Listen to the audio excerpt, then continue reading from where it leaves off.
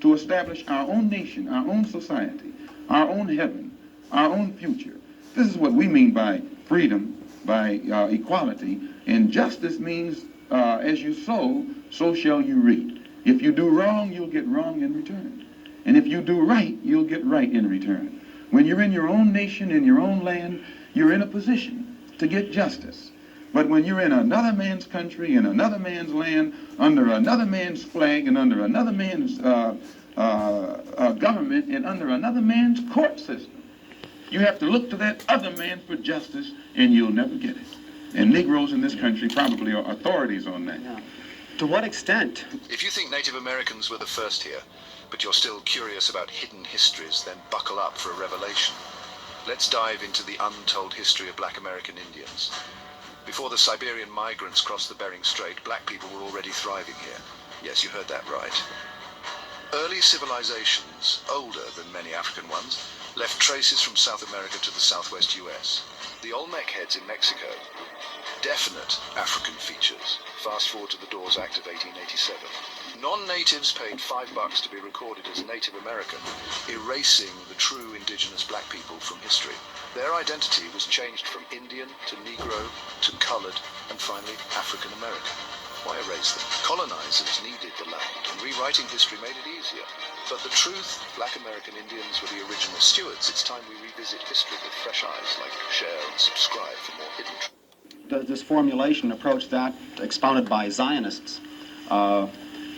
They, for example, many Zionists maintain they could never expect justice in the Tsarist courts and the courts found in other countries in Eastern Europe and so on. And they decided that it would be wise to establish a separate state in Israel. And all of the world powers got together, the white world powers, I should say, got together and helped all of these white Jews to establish a separate state in the heart of a dark-skinned people's territory. And if white people can get together and let other whites, help other whites to establish an independent nation right in the midst of dark-skinned people, and then we don't see where white people should be so much against the Honorable Elijah Muhammad's solution, not of the setting up an independent dark nation in a white people's property, but he's asking the opportunity to set up an independent nation on our own continent. Let us leave America and go back home among our own people on our own land and set up our own independent society. But all he says is that this government, which made us slaves, should supply the transportation for us to get back home and give us all of the machinery and the tools necessary for us to till the soil and establish our own agricultural system to feed and clothe our people, our own economy, and in some way become an independent people among our own people on our own continent. This is intelligent. And Zionists should never criticize us. You say then that the United States is not the black man's country. Definitely American laws not. No, are no. not black men's laws. No. Intelligent. And Zionists should never criticize us. You say then that the United States is not the black man's country. Definitely American not. laws No, are no. not black men's laws. No. American laws are not the black man's laws. Well, the laws here in America were made by white people for the benefit of white people. The Constitution was written by whites for the benefit of whites. It was never written for the benefit of blacks. And when you read the Constitution, I think in Article 1, Section... If you think Article Native 1... Americans were the first here, but you're still curious about hidden histories, then buckle up for a revelation. Let's dive into the untold history of Black American Indians. Before the Siberian migrants crossed the Bering Strait, black people were already thriving here. Yes, you heard that right. Early civilizations, older than many African ones, left traces from South America to the southwest US. The Olmec heads in Mexico, definite African features. Fast forward to the Dawes Act of 1887. Non-natives paid $5 to be recorded as Native American, erasing the true indigenous black people from history. Their identity was changed from Indian to Negro to colored and finally African American. Why erase? How come Malcolm didn't know this?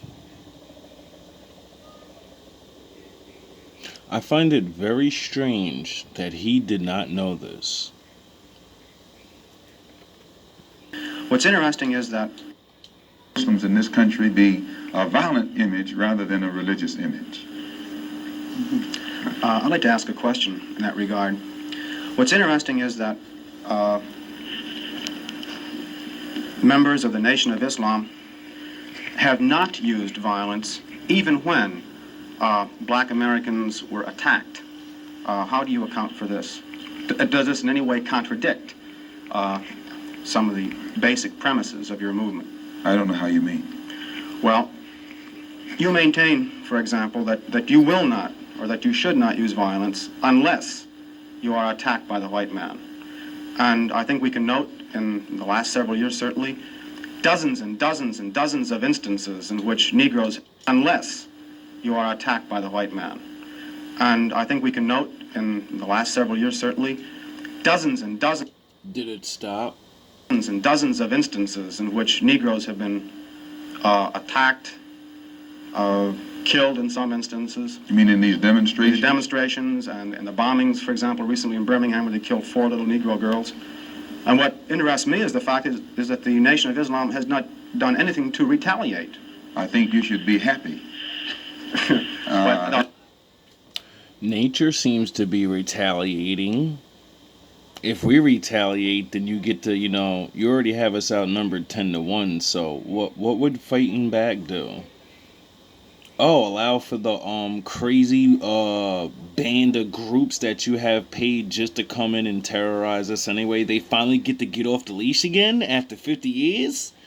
Nah, we're gonna pray to God and we're gonna keep asking him to destroy this fucking place. How about that?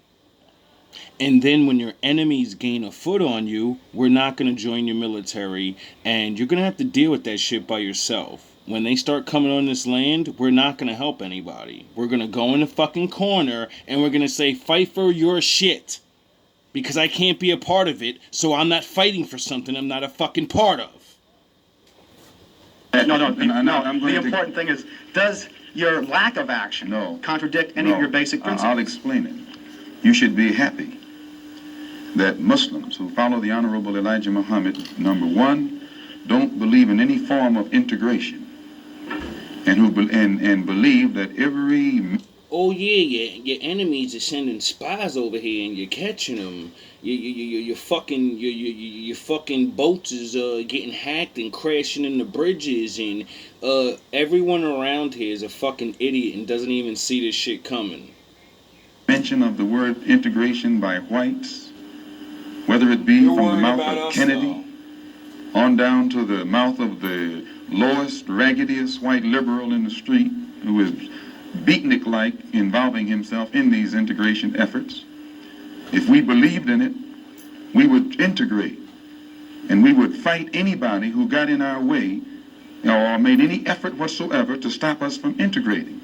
If we really believed that the law of the land, the Supreme Court, and other so-called judicial bodies were for real, when they talked about integration, we would integrate. And knowing that the law was on our side, in any effort we made to demonstrate toward integration, why, we would know the law should be on our side, if it's the law of the land. If it is the law of the land, then the demonstrators are within the law, and the discriminators are against the law. But to show you the hypocrisy of the law, when Negroes demonstrate for integration, instead of arresting the discriminators, the law arrests the demonstrators. So this is a foolish move on the part of Negroes.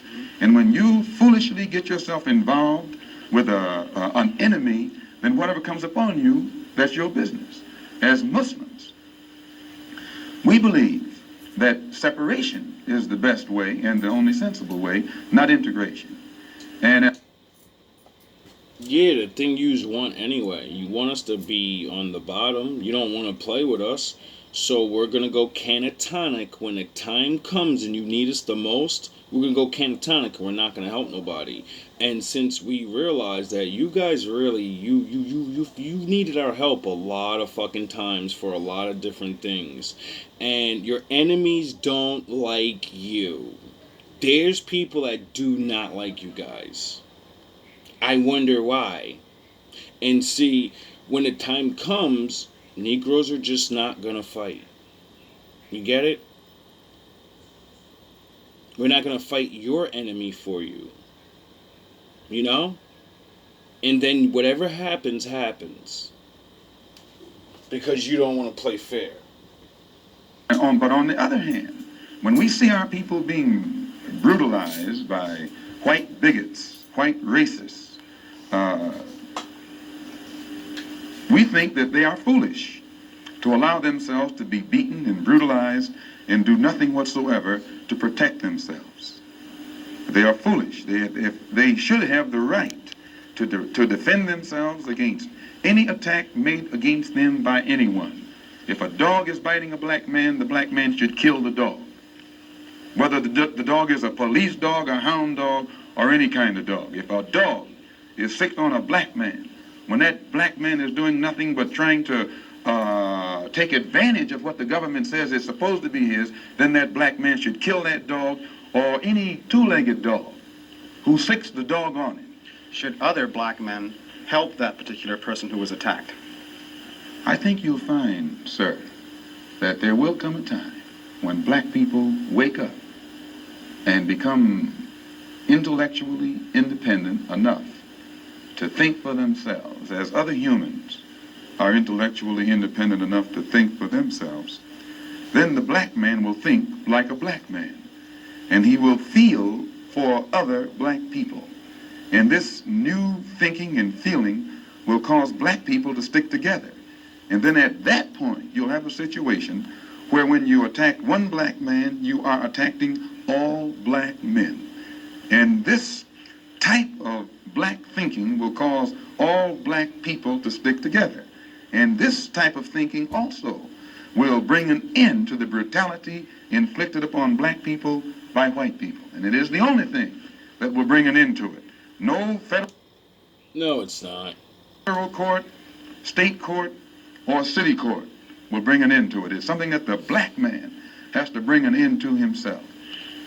Minister Malcolm, let me, on the basis of your two remarks, ask a double-pronged question. One, is it then your assertion that the laws with respect to how Negroes are supposed to have equal opportunity and equal rights in this country are not meaningful or believed by whites? And secondly, what is your opinion and attitude toward the civil rights movement in general, and particularly the Reverend Martin Luther King? Domino's Best Deal Ever is back.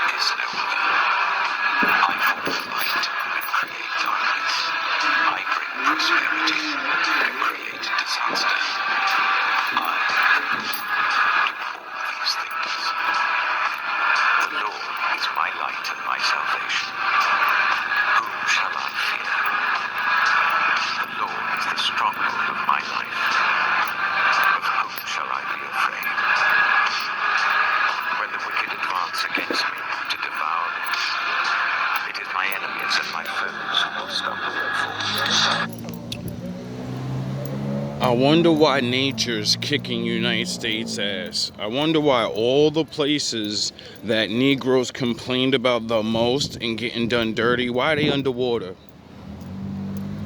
Why is California burnt to the fucking ground? Where all the rich Hollywood people were at? And then, and how come that place caught on fire as soon as Epstein's list